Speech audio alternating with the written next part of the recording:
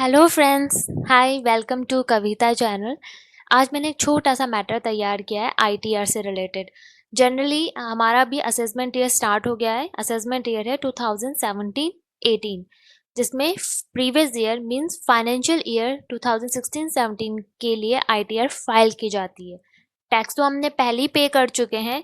Salary employ के point of view से देखें तो उसका टीडीएस एम्प्लॉय डिडक्ट करते हैं, तो हर monthly, quarterly, halfly as per the उनके कंडीशंस के अकॉर्डिंग डिडक्ट हो जाता है। उसकी आईटीआर हमें फाइल करनी होती है नेक्स्ट ईयर असेसमेंट ईयर में। बट क्वेश्चन ये आता है कि लास्ट टू लास्ट ईयर की भी क्या हम आईटीआर फाइल कर सकते हैं? यस, हम फाइल कर सकते हैं लास्ट टू लास्ट ईयर की। तो कैसे कर सकते हैं? Let's start. Can we file tax return in India for previous year? Then answer is yes, कर सकते हैं। हाउ मेनी ईयर्स, कितने सालों के लिए कर सकते हैं? तो है इन वन फाइनेंशियल ईयर। तो अभी हमारा फाइनेंशियल ईयर है 2016-17 और हमारा फाइनेंशियल ईयर स्टार्ट होता है 1 अप्रैल 2016 टू 31 मार्च 2017। तो ये बहुत इंपॉर्टेंट चीज़ है, मोस्टली को नहीं पता इस बारे में, तो मेरे पास काफ़ी क्वेरी आई थी, तो मैंने इसके लिए तैयार किया है मैटर। तो इन वन फाइनेंशियल ईयर, तो करंटली हमारा financial 16-17, you can file your IT returns for previous 2 financial year. मतलब जैसे कि फाइनेंशियल अभी हमारा 2016-17, तो प्रीवियस हो गया 14-15 और 15-17। हम इतने 2 ईयर्स की आईटीआर फाइल कर सकते हैं, इससे ज़्यादा की हम आईटीआर फाइल नहीं कर सकते हैं। तो for example, in the financial year 2016-17, जो कि करंटली हमारा यही चल रहा है, अप टिल 31 मार्च 2017 तक हम फाइल कर सकते हैं। किसका? You can file return for the previous 2 financial year 14-15 और 15-16। तो 14-15 और 15-16 की अगर पहले आईटीआर हमने फाइल नहीं करी है, तो हमारे पास अभी टाइम है 31 मार्च 2017 को हमें प्रीवियस 2 जिसकी पेंडिंग है वो हम फाइल कर सकते हैं। अब रही बात 16-17 की फाइल आईटीआर, वो हम 31 जुलाई 2017, 30 सितंबर 2017 एंड इन अदर केसेस 30 नवंबर 2017। मैंने इससे रिलेटेड भी वीडियो प्रिपेयर किए हैं, वो आगे आप देखिएगा। नेक्स्ट है, ये मैंने डेट तैयार किया है, थोड़ा सा एक ड्रॉ बना, मैंने टेबल बनाई है। तो financial year, assessment year and still file your belated income tax return. देखिए, जो ड्यू डेट हमारी फिक्स कर रखी है गवर्नमेंट ने, अगर उस ड्यू डेट में हम फाइल करते हैं तो कोई इशू ही नहीं है, प्रॉब्लम तो फिर है ही नहीं। प्रॉब्लम कहाँ थी? वो ड्यू डेट निकल गई, उसके हमें ध्यान नहीं रहा, कुछ भी रीज़न हो सकता है, वॉट, उसके बाद भी हम फाइल कर सकते हैं। हाँ, तो उसे बोलेंगे बिलेटेड रिटर्न। तो एक तरह से वो लेट रिटर्न ही हो गया। जैसे किसी का हैप्पी बर्थडे था, हमें याद नहीं रहा, हमने लेट उनको विश किया, तो that is called belated happy birthday हम बोलते हैं। तो वैसे ये बिलेटेड रिटर्न आईटीआर। अब ये हमें कब फाइल करनी होती है, इसका भी टाइम लिमिट है। तो if not file before the due date, कोशिश तो हमें ये करनी चाहिए कि ड्यू डेट से पहले पहले ही हम आईटीआर फाइल कर दें। बट अगर नहीं कर सके तो then belated return file ITR within 1 year. अब विद इन 1 ईयर कहाँ से स्टार्ट होगा, ये बहुत इंपॉर्टेंट चीज़ है। From the end of the assessment year. For example, जैसे कि हमने अभी लास्ट देखा कि लास्ट 2 ईयर्स की रिटर्न फाइल कर सकते हैं, क्योंकि अभी हम यहाँ यहाँ कंसिडर कर रहे हैं। तो 1 अप्रैल 2016, 31 मार्च 2017 से लास्ट हम इसकी रिटर्न फाइल कर सकते हैं। कब तक? 31 मार्च 2017 तक। ठीक है। फिर भी अगर कुछ प्रॉब्लम हो गई, या हाँ, इन दो प्रीवियस की तो हम 31 मार्च 2017 तक कर सकते हैं। अगर इसके बाद अगर बिलेटेड रिटर्न की अगर हम बात करें, तो हमें बोला है with in 1 year from the end of the assessment year. तो असेसमेंट ईयर का एंड कब हो रहा है? 31 मार्च 2016 से लेकर के 1 ईयर तक, मतलब 31 मार्च 2017 तक हमारे पास टाइम है करने के लिए। तो अभी तक हमारे पास, अगर आप में से कोई भी लेट हो गया है, अगर कोई भी वीडियो देख रहा है, तो फिर उसके लिए बहुत फ़ायदा है कि अभी टाइम है उनके पास। 31 मार्च 2017, अभी फरवरी है, मार्च तक आप आईटीआर फाइल कर सकते, कोई इशू नहीं है। तो 31 मार्च, क्योंकि हमें कहा है belated return 1 year from the end of the assessment year, और 15-16 का टाइम है 31 मार्च 2018, और अभी रिसेंटली का केस देखें तो 31 मार्च 2019। तो कोई प्रॉब्लम नहीं है। तो ये मैंने बहुत इजी तरीके से एक्सप्लेन हो जाए, तो मैंने ये आपका ड्रॉ करके बताया है। तो हमारे पास 1 ईयर का टाइम होता है बिलेटेड रिटर्न का end of the assessment year. Then next, but delay filing has its own drawback. देखिए, ये गलती हमारी, हम टाइम से पे नहीं कर रहे हैं और 1 साल का हमने और टाइम लिया है, तो कुछ पेनल्टीज वगैरह हम पर चार्ज होगी। वो क्या पेनल्टीज चार्ज होगी? इंटरेस्ट में be applicable under section 2323A, 234A, 234B, 234C। तो इसके सेक्शन में जो भी पेनल्टी चार्जेस होगा वो हमें पे करना होगा। Delay returns can not be revised, इसका ये बहुत ही डीमेरिट बोल सकते हैं कि इसका हम रिवाइज नहीं कर सकते, क्योंकि हम वैसे हम लेट रिटर्न फाइल कर रहे हैं तो उसका रिवाइज का हमें ऑप्शन नहीं मिलता। You will not be allowed to carry forward some losses that belong to the years for which returns are not filed.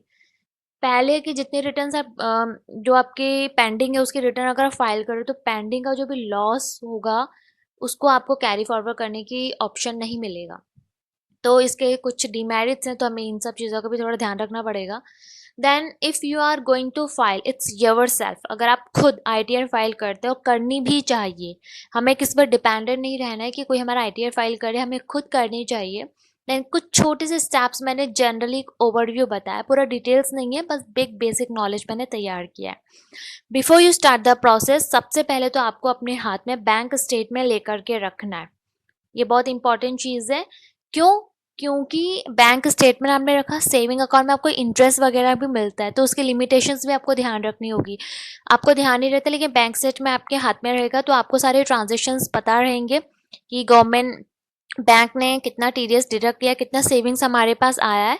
And form 16 आपको अपने पास रखना है, issue by your employer. Employer आपको फॉर्म 16 इशू करेगा, ठीक है। And A copy of last year, अगर last year की रिटर्न आपने फाइल किया तो उसकी कॉपी भी आपके पास होनी चाहिए। नहीं किया है तो जनरली जो भी डिटेल्स है फॉर्म 16 के थ्रू आपको डिक्टो फॉर्म फिल करना होगा, ठीक है। And next, log on to आपको इनकम टैक्स इंडिया फाइलिंग पे जाना होगा, वहाँ पे आपको प्रोसेस फॉलो करने होंगे। तो सबसे पहले तो आपको अपने आप को रजिस्टर करवाना होगा वेबसाइट में, ठीक है। सबसे पहले अगर आप नए नए स्टार्ट कर रहे हो तो रजिस्टर करवाना है, अदरवाइज आप पहले से रजिस्टर हो तो कोई दिक्कत नहीं है।